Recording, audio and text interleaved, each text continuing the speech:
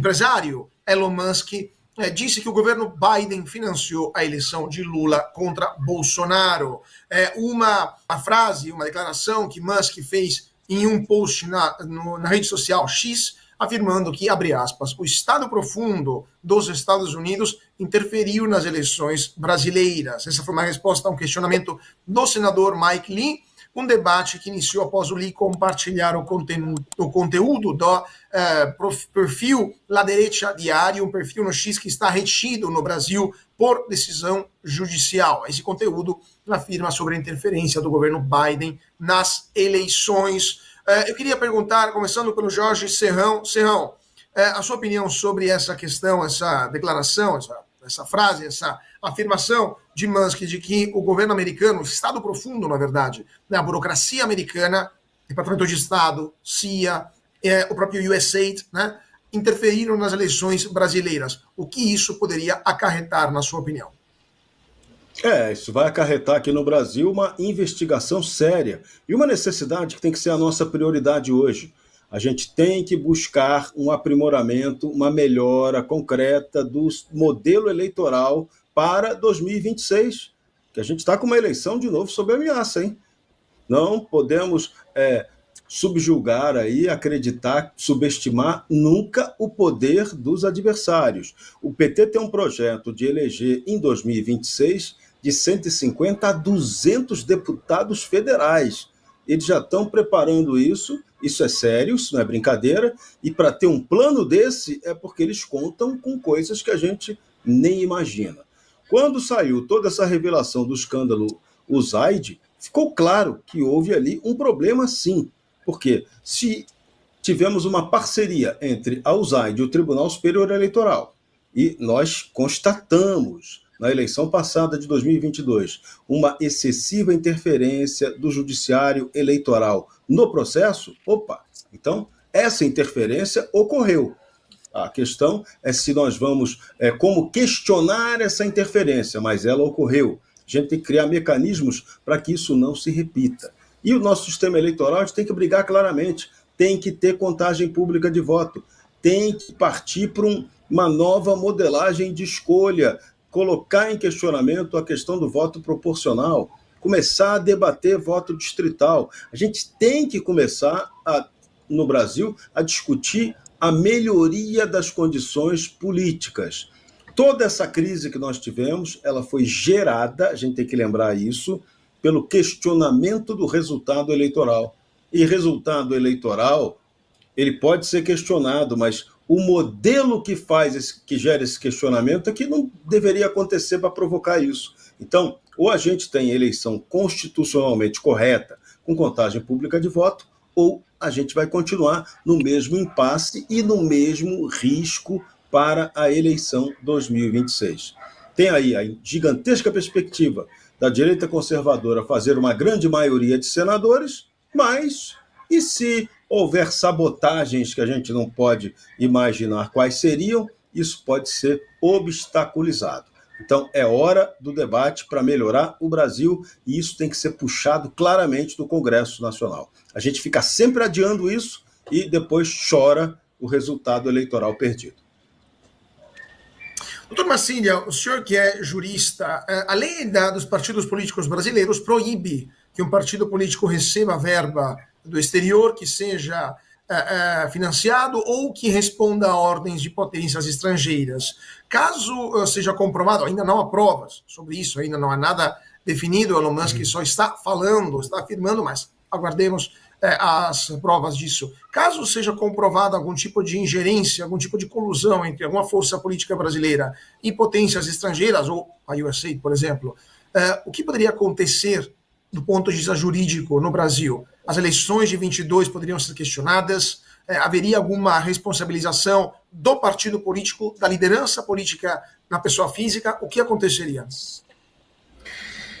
Olha, Carlos, em último caso, né, se tudo isso... Vamos pensar do pior para o melhor, e tudo é ruim, né? Então, o pior é a possibilidade que nós tenhamos tido fraude. Fraude é um crime gravíssimo, e que torna nulos os atos todos que ocorreram mediante fraude. Então, se de alguma maneira houve uma influência desse deep state, né, você falou Estado profundo, esse Estado paralelo, enfim, durante o governo Biden, no período eleitoral brasileiro, isso pode resultar numa caracterização de fraude. E essa fraude torna nulos os atos, repito, eleitorais gerados mediante fraude. Se isso não ocorreu diretamente, ainda assim, ou seja, se não houve uma influência direta em partidos, ou em políticos, ou em tribunais, se isso não ocorreu diretamente, ainda assim pode ter ocorrido indiretamente, porque no momento em que se estimula, ou se influencia, ou se financia a opinião pública por meio de ONGs, por meio de agências de checagem, por meio de pesquisas universitárias que não são espontâneas, mas geradas por influência desse deep state norte-americano denunciado pelo Musk. Nesse momento, a gente tem a opinião pública também sendo fraudada. E a opinião pública fraudada influencia tribunais que geraram decisões a partir dessa opinião pública. Então, tudo isso é muito grave, porque ou a gente teve uma fraude durante o período eleitoral, quer dizer, se essas denúncias forem confirmadas e comprovadas, então a gente pode ter tido diretamente uma fraude que resulta em nulidade dos atos eleitorais ocorridos, ou a gente pode ter indiretamente essa fraude caracterizada pela influência da opinião pública que motivou essas decisões. Quem aqui não se lembra, por exemplo, durante 2022, que foi o ano mais censório do ponto de vista eleitoral que nós tivemos, quantas decisões não resultaram em censura de conteúdos jornalísticos, não resultaram em censura de perfis de jornalistas, mas perfis de políticos, de partidos também. Tudo isso foi motivado, amparado em quê? Em agências de checagem. Agências de checagem eram objeto, eram prova, eram reforços para as decisões judiciais dos tribunais eleitorais. Se essas agências não estavam trabalhando de forma espontânea, é óbvio que essas decisões também são nulas por conta de terem se baseado em uma opinião pública fraudada ou, no mínimo, influenciada por um dinheiro algo que não deveria ocorrer. Então a gente está diante de algo que, se olhar para cá é grave, se olhar para lá é grave. Não tem como não ser grave se esses fatos, se essas denúncias forem comprovadas. É necessário que a gente faça essa CPI para ontem. A gente está aqui muito conversando, o senhor Vaca veio para cá, o senhor Vaca foi para lá, a OEA, não sei o que mais. A gente tem que olhar agora, deixa o senhor Vaca ir embora para a Colômbia e vamos olhar aqui para o nosso pasto. E o nosso pasto é CPI da USAID, CPI da USAID para ontem, para a gente investigar tudo isso, antes que chegue um novo ano eleitoral no ano que vem e a gente corra novamente o risco de nós termos eleições, vamos dizer assim, não tão transparentes. Pois é, eu queria perguntar para o deputado Ramagem essa questão da CPI, que poderia investigar sobre eventuais interferências estrangeiras no processo eleitoral brasileiro. O senhor é delegado da Polícia Federal, e então tem uma experiência também em questões de investigações. O que o senhor acha? É possível, fisicamente possível, é factível comprovar essa ingerência, ou ela acaba acontecendo através de ONGs, por exemplo, muitas vezes ligadas a partidos, mas não exatamente partidos, acaba acontecendo de forma mais dissimulada, então se torna mais difícil comprovar de forma definitiva uma ingerência estrangeira através de doações, de pagamentos, de recursos, etc. O que está aparecendo, primeiro, é que está vindo um grande pacote de apuração dos Estados Unidos. Muito já se revelou em pouco tempo de investigação de todas as interferências e financiamentos dessa USAID. Se fala, né, de interferência na Jamaica, na Sérvia, no Egito, diversos países. No Brasil ainda não há o pacote. Parece que está se construindo para trazer ao Brasil tudo o que foi feito. Como foi feita essa interferência no nosso sistema democrático brasileiro, na nossa soberania nacional. Se foi feito por ONGs, se foi feito diretamente a meios de comunicação e mais, a instituições públicas nacionais.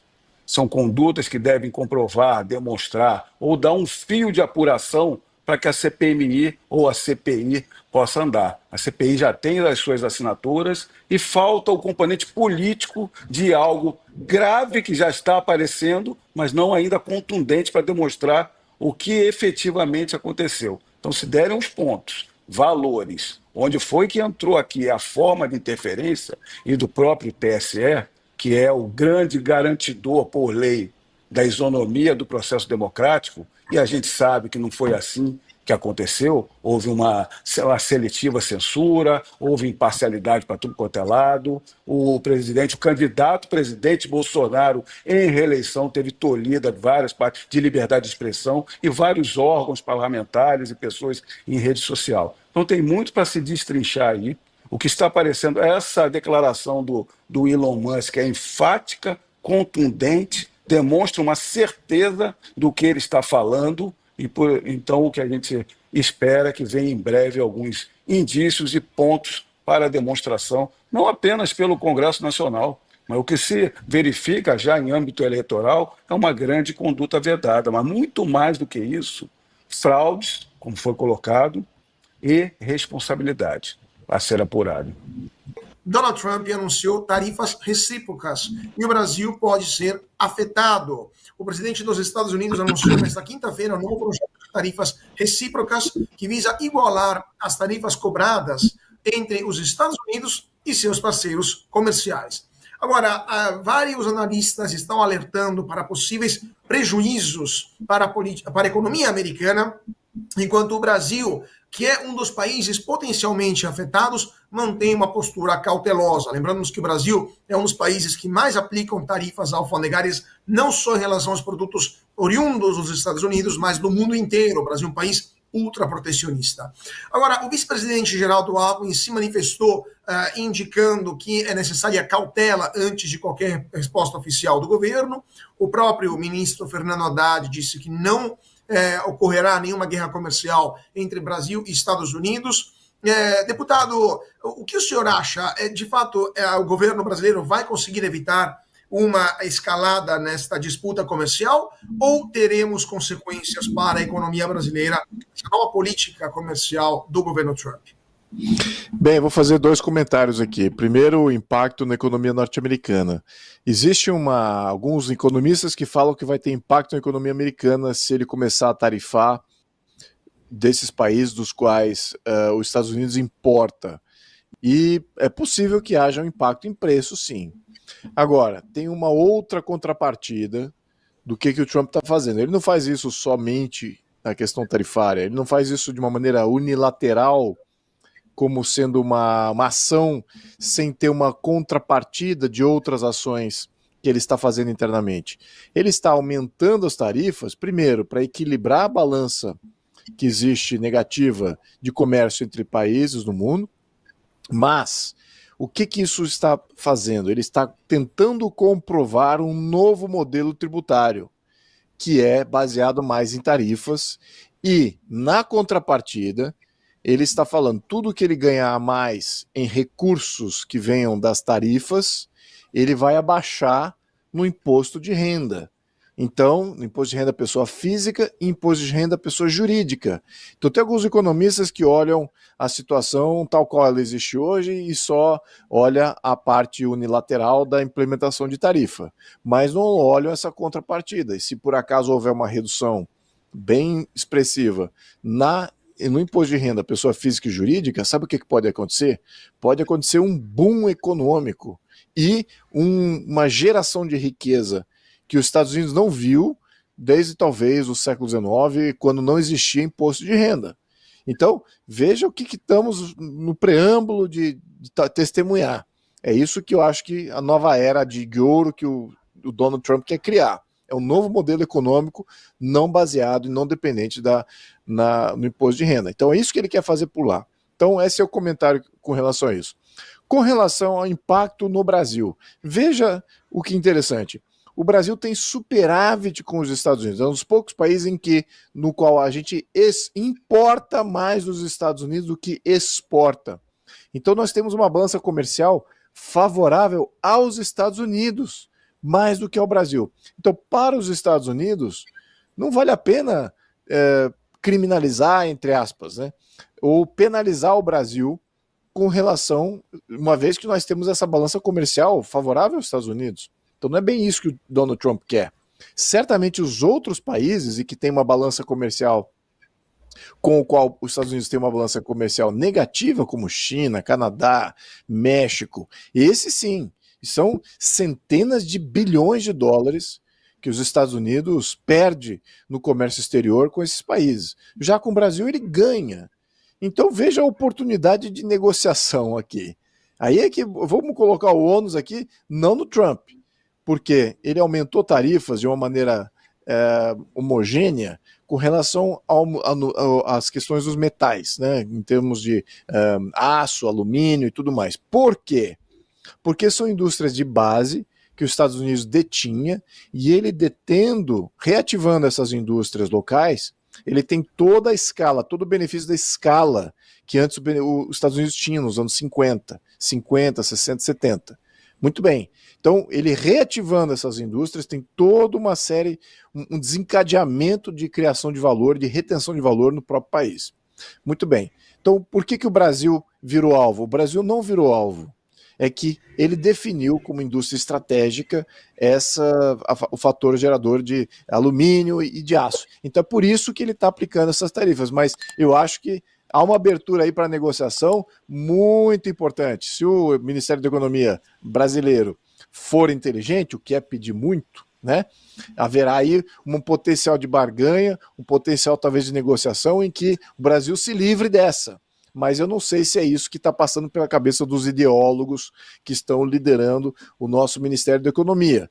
Caso contrário, eu acho que estamos aí com a faca e o queijo na mão para poder negociar uma saída muito boa e o Brasil se tornar um parceiro interessante até nessa nova economia.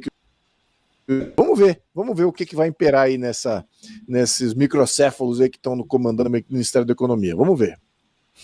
Temos um senador americano que está cobrando explicações sobre a liberdade de expressão no Brasil. O senador Shane Jett enviou uma carta formal ao Procurador-Geral da República, Paulo Gonet, questionando violações de direitos fundamentais no Brasil. Um documento que coincide com a visita da Comissão Interamericana de Direitos Humanos ao país, aliás, com um representante especial de liberdade de expressão no Brasil, e esse alerta sobre possíveis sanções internacionais através do projeto de lei No Censors on Our Shore Act.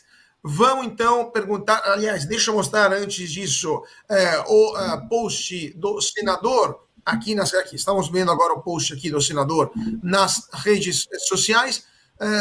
Doutora Marcília, temos então uma visita do relator especial da OEA, da Organização dos Estados Americanos, aqui no Brasil, sobre liberdade de expressão. O senador americano está se manifestando, o mundo está começando a ver o que acontece no Brasil, e do ponto de vista jurídico, quais poderiam ser as consequências, os próximos passos do relator, uma vez que ele voltará para Washington? Terá um documento que será publicado, outros países poderão tomar providências. O que vai acontecer após a fim dessa visita? Olha, Carlos, a gente precisa entender que essa visita ela é muito mais política do que jurídica, né? Não houve uma denúncia. Ele não está vindo aqui para apurar uma denúncia. Ele está vindo aqui como um observador. E esse observador é um observador político. Eu acabei de ver agora na imprensa que o relator recebeu uma associação de crianças trans. Eu, pelo menos, desconheço que exista alguma criança trans exilada ou censurada no Brasil. Desculpa, talvez seja uma ignorância minha, mas eu desconheço que esteja alguma delas censurada. Então, assim, é uma visita mais política do que jurídica. E a gente precisa entender que isso não é o mais importante. A visita dele aqui, ou mesmo o relatório dele, não é o mais importante dessa história. O mais importante dessa história é o que nós vamos fazer com isso. Nós todos, enquanto sociedade. Seja com a visita, seja com o relatório. A visibilidade que a partir dessas pessoas que começam a interagir, dessas associações que começam a interagir com o Brasil, o que nós faremos politicamente, por exemplo, no campo legislativo, o que nós faremos jornalisticamente, no campo da mídia, o que nós faremos juridicamente no campo do direito é que vai dar o tom de como isso vai ser visibilizado lá fora. Eu tenho dito, se nós politizarmos demais essa vinda dele aqui, com discursos inflamados e etc., ele vai levar para lá que a censura no Brasil é uma questão política, quer dizer, e não uma questão jurídica. Se nós não entendemos que esse passo da visita e do relatório não podem ser os únicos a nos preocupar, isso vai para a gaveta, provavelmente, lá dele, e sei lá quantos anos virá depois. Porque esse relatório, depois que for feito, depois que essa visita for feita, vai haver um relatório que pode demorar anos para virar à luz. Nada obriga que ele entregue em tantos dias ou em tantos meses. Depois desse relatório, ainda haveria uma possível denúncia. Depois dessa denúncia, haveria todo um procedimento que, em tese, poderia um dia resultar num julgamento, que esse julgamento, no final, poderia ou não ser acolhido, sabe por quem? Adivinha? Pelo STF. Então, a gente precisa entender que na mesa aqui, ninguém vai resolver, na nossa terra aqui, ninguém vai resolver o nosso problema. No nosso pasto, não é o senhor Vaca que vai resolver a questão. Somos nós. Nós é que precisamos nos utilizar dessas organizações que começam a se interessar por nós, desses senadores norte-americanos que começam a fazer requisições, nesse início de visibilização que a censura no Brasil está começando a ter, nós precisamos agir ativamente, não ficar esperando que façam por nós. Nós precisamos atuar e fazer por onde esses mecanismos todos terem algum tipo de efeito. E não vai ser o efeito da OEA ou da Corte Interamericana punir o Brasil ou coisa que o valha. Não vai ser por aí. O que vai acontecer, se acontecer, é que para o Trump, para o governo Trump, a liberdade de expressão no Brasil ser cerceada, cerceia também as redes sociais, que são um guarda-chuva de negócio importantíssimo. E é isso, é do ponto de vista econômico que a liberdade de expressão pega no calcanhar de Aquiles dos norte-americanos. E é por aí também que a gente tem que saber agir, mostrar o quanto que a economia da América Latina depende do Brasil, e o quanto que a economia do Brasil depende das redes, e o quanto que isso está sendo prejudicado, o quanto que a liberdade de expressão prejudica a liberdade econômica, a livre iniciativa, e assim por diante. É por aí que a gente precisa caminhar para visibilizar o Brasil como um case de censura a ser rechaçado pelo mundo civilizado. Creio que esse passo ainda é inicial. Vamos ver o que nós vamos fazer com a visita da OEA, e não o que a OEA vai fazer com a visita. Pois é, eu queria perguntar para o deputado Luiz Felipe Hernandes Bragança, até tem várias perguntas vindo aqui do nosso público. Qual a opinião do senhor sobre o efeito dessa visita? O senhor foi membro da comissão da Câmara, a Comissão de Relações Internacionais da Câmara. O governo brasileiro convidou o representante especial da OEA aqui para fazer essa visita. Por que, na sua opinião, fez isso? Teve alguma pressão por parte dos Estados Unidos? O governo perdeu controle depois que o alto representante chegou aqui, esperava outra coisa. O que está acontecendo? Porque, de fato, parece difícil entender qual é a verdadeira razão pela qual esse advogado colombiano está hoje aqui no Brasil. Bem, deixa eu deixar bem claro uma coisa. O governo americano, as instituições supranacionais, internacionais, já têm todas as informações que eles necessitam para passar um julgamento. E eles estão agora no Brasil fazendo o que chama-se o norte-americano de due diligence, dando a chance de uma contrapartida, averiguando exatamente se é isso mesmo, os fatos que eles têm, para comprovar o que eles já sabem. E aí, o que acontece disso? Essas instituições internacionais passam o seu julgamento, fazem os seus relatórios. Mas, como bem colocou aqui o Marcília, qual é o intento disso? O intento disso é de classificar o Brasil. E eles estão dando uma chance das instituições do Brasil reagirem, uma vez que eles publiquem os seus pareceres ou finalizem os seus julgamentos.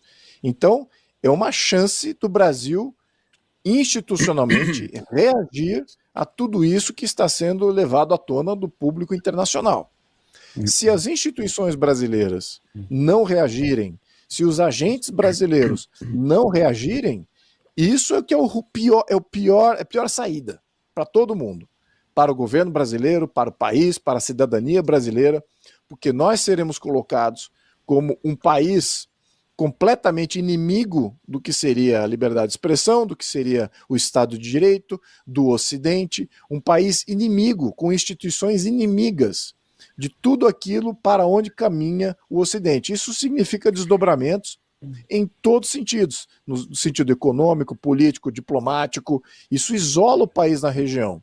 Né? Lembrando aqui que a região praticamente é dominada pelos Estados Unidos em termos econômicos, influência política, bélica, e ficaremos como um país isolado. Já existem outros países isolados aqui. Cuba está isolada há muitas décadas, Venezuela já está isolada, Nicarágua está isolada. Vamos entrar para esse grupo. É isso. Então eles estão dando uma chance para as instituições brasileiras reagirem. Então, é por isso que a sociedade brasileira precisa entender o quão importante é se colocar também do lado da coisa certa, do Estado de Direito, da liberdade de expressão, e essa luta tem sido combatida, aliás, pela sociedade de uma maneira muito mais fragorosa, valiosa do que os representantes e as instituições, mas está na hora das instituições mostrarem que eles também estão no caminho certo. E isso pode vir com cerceamento e sanções individuais a juízes, a políticos, a partidos, a membros do governo. É por aí que eu acho que vai vir esses desdobramentos. Então, já está dado aqui uma saída. Né? Vamos ver se as instituições brasileiras não reagem. Se não reagem, a gente já sabe o que pode acontecer. A gente já viu várias sanções sendo aplicadas aí pelo governo norte-americano a vários indivíduos, membros de judiciários e governos de outros países, e não há por que não esperar a mesma coisa que ocorra aqui com os nossos agentes, as nossas instituições do Brasil. Serrão, sua opinião sobre esta... Aí, o Serrão já estava com a mão levantada, ia justamente perguntar. Eu não vou falar que a vaca foi para o brejo, porque é a sua marca registrada, mas depois daquilo que a gente está vendo nesses dias, hoje o representante da OEA encontrou o ministro das Relações Exteriores que disse, sem nenhuma vergonha, que o Brasil respeita a liberdade de expressão e luta contra a desinformação. Para onde está indo esse representante da OEA, na sua opinião, Jorge Serrão? Olha, eu não sei para onde ele vai, não. Eu não sei para onde ele vai, não. Mas, Marcília, conclui aí para eu poder depois jogar. Eu preciso te interromper porque eu queria que você, Serrão, terminasse depois da sua fala, dizendo qual é a nota que você dá para o senhor Vaca. Ele vai ganhar. Eu dou a nota para ele e vou ter que dar uma outra nota importante. Vamos lá. Luiz Felipe tocou no X da questão. Os americanos estão apenas fazendo a due diligence, a verificação das coisas aqui no Brasil. Quando o senador americano pede ao procurador-geral da República, Paulo Gonet, uma resposta sobre o que está acontecendo aqui, o que ele espera?